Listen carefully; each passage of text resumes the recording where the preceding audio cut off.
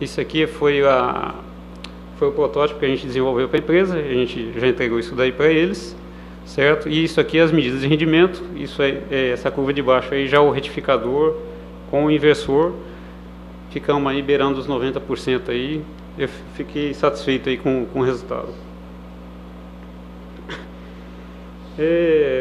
Além disso, isso aí é da tese do Carlos Eumano também, o professor Humberto Pinheiro participou da banca de qualificação dele. Ele não defendeu ainda porque ele passou no concurso em Sobral, certo? Mas esse ano ele defende, se Deus quiser, certo? E a gente, como ele passou no concurso, a gente teve que mudar um pouquinho o foco da tese dele, já que ele não tinha mais tempo para a parte experimental, né? Então, a ideia aqui foi usar a técnica de autocontrole, que ele já tinha usado no estágio retificador, desenvolvido lá no INEP, certo? E aplicar ela para injeção na rede elétrica também, né? E a única coisa que a gente teve que fazer foi, na verdade, somar uma amostra da tensão de saída, certo? No autocontrole puro a gente só realimenta a corrente diretamente. Eu somando essa amostra da tensão de saída, eu consigo, uma jogada matemática aqui, eu fazer a mesma coisa que eu fazia com o autocontrole no retificador, certo? Isso aqui são as formas de onda de simulação. Aqui a gente usa uma ondulação maior, né? Ele tem um atrasozinho que é característica do autocontrole, mas um atraso pequeno também. Mas de qualquer forma ele funciona bem. A gente tem a gente não tem experimental disso, a gente só tem simulação por conversor trifásico, ok?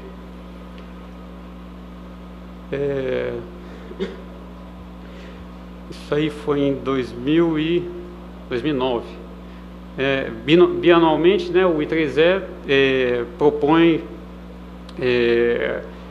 International Future Energy Challenge, onde a cada 2 anos propõe temas para alunos de graduação, certo, relacionados à energia. E aí eles definem normalmente 2 tópicos, né? Nesse ano aí a gente entrou no tópico onde era para construir um carregador de bateria para gerador eólico de 350 watts, de pequeno porte, certo? Então a gente juntou uma equipe de 8 estudantes, certo, que desenvolveram esse carregador. E aí a gente submeteu, tem algumas fases aí, a gente foi na APEC, os alunos foram na APEC apresentar, depois teve a fase final, foi na Austrália, eles foram lá, tinha um túnel de vento, fizeram ensaio em túnel de vento, eles tinham um emuladorzinho lá também, a gente fez ensaio, né? Universidades do mundo inteiro aí participaram, certo? E essa daí foi a topologia que a gente usou. Na verdade foi o mesmo retificador trifásico semi-controlado, só que com a potência baixa a gente usou o modo descontínuo. Porque um dos alvos era $20, 100 mil unidades ano, para você construir todo o sistema. Então aí eu, com o modo descontínuo, dispensei o uso de sensores de corrente na entrada, certo? E aí a gente conseguiu fazer, ninguém atingiu os $20, né? Mas a gente ficou em torno de 30, certo? O resto do pessoal ficou de 100 para cima, com folga, certo?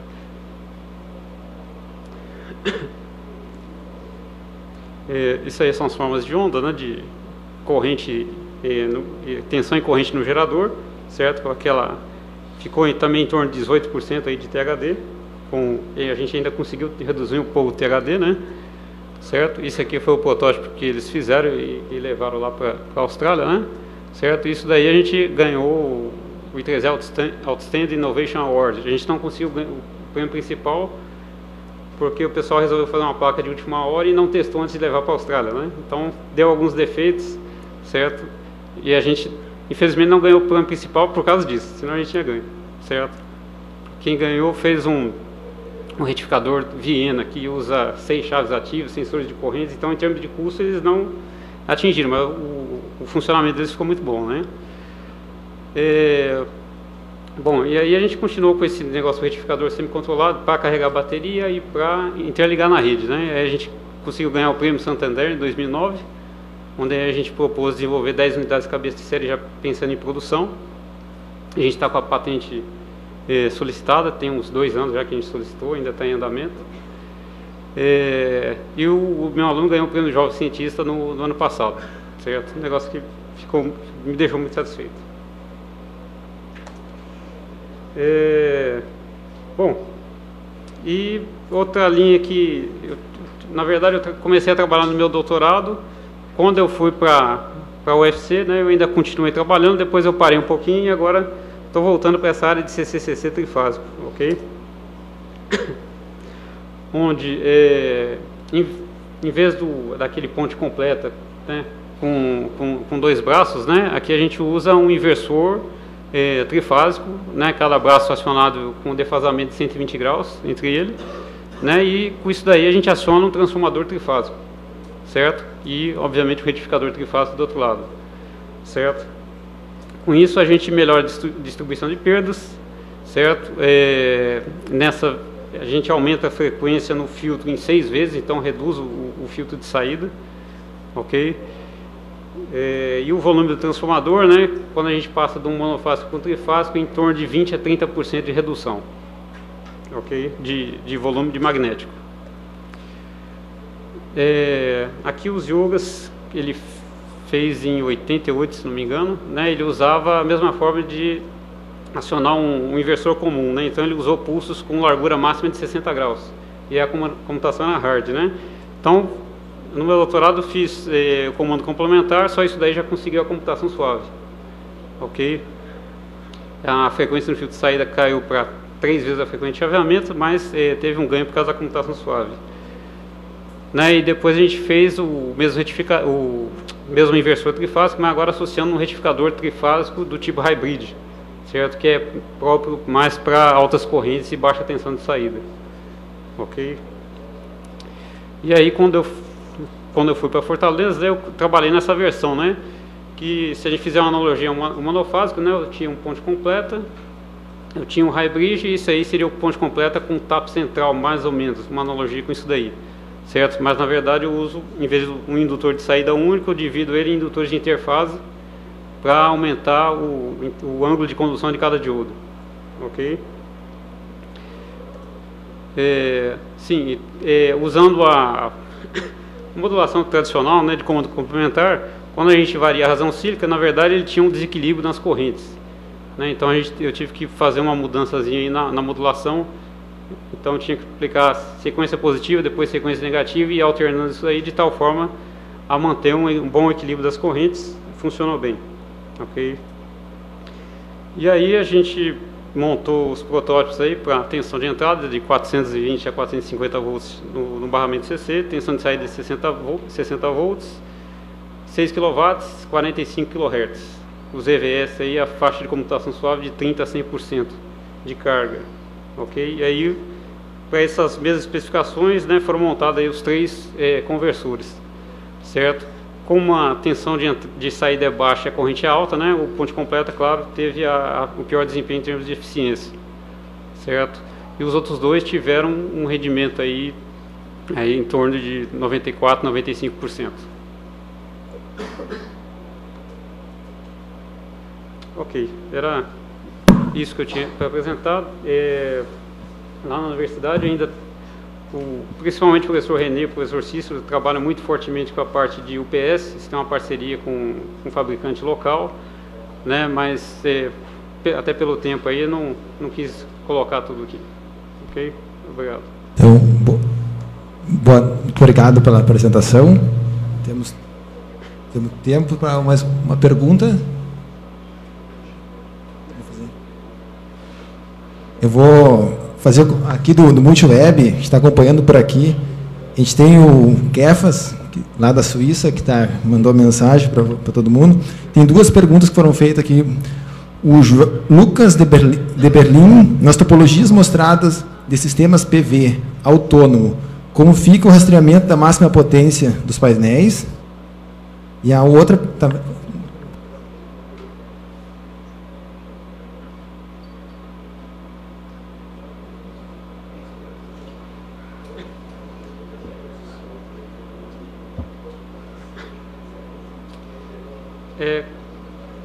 Com relação ao rastreamento, né, aqui na verdade, quando a gente faz essa associação, né, a gente abre mão da regulação da tensão no barramento, certo? Já que a gente vai ter um inversor e supõe-se que o inversor pode tolerar uma variação aí de 340 a 400 volts de barramento sem problemas, certo? Então, pelo próprio controle da razão cíclica, né, se eu tiver uma tensão de entrada de 24 volts, pela razão que é aplicada nas chaves, eu consigo variar a tensão do barramento, como um conversor boost normal, certo? E aí eu posso usar qualquer técnica de rastreamento de máxima potência.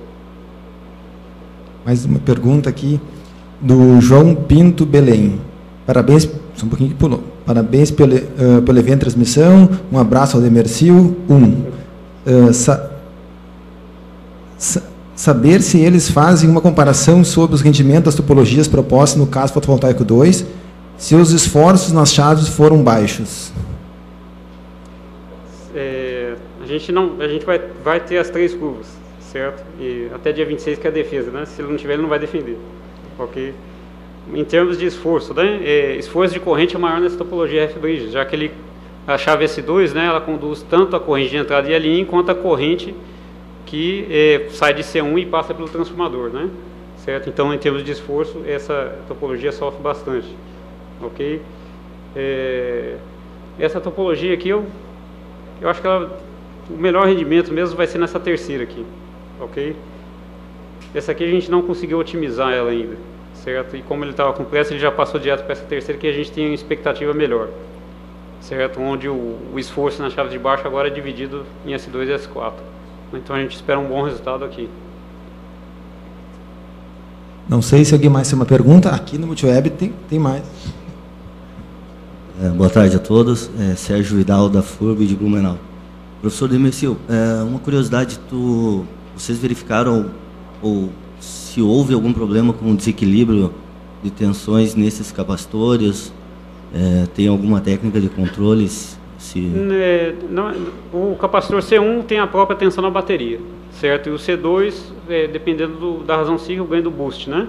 Certo? E o C3 e C4, digamos, tem uma proporcionalidade definida pela relação de transformação, certo? O C3 é semelhante ao C1 vezes a relação de transformação e o C4 com o C2, certo? Mas não precisa nenhum controle. A própria relação de transformação e o funcionamento garantem o equilíbrio, entre aspas, né? Certo? Obrigado.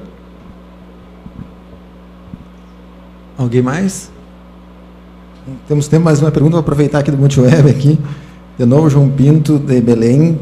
No CCCC trifásico, se houve desequilíbrio de corrente?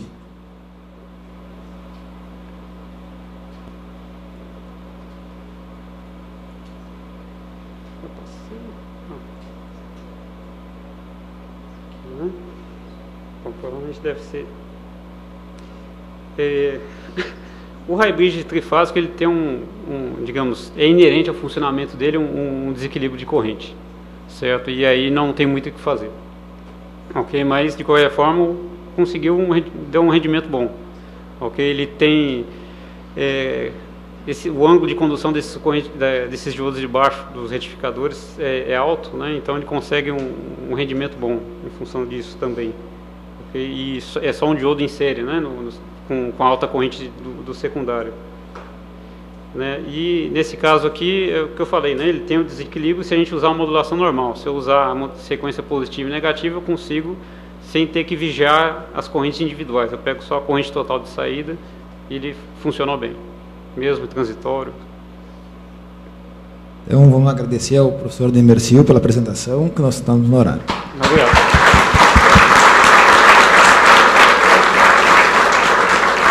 É.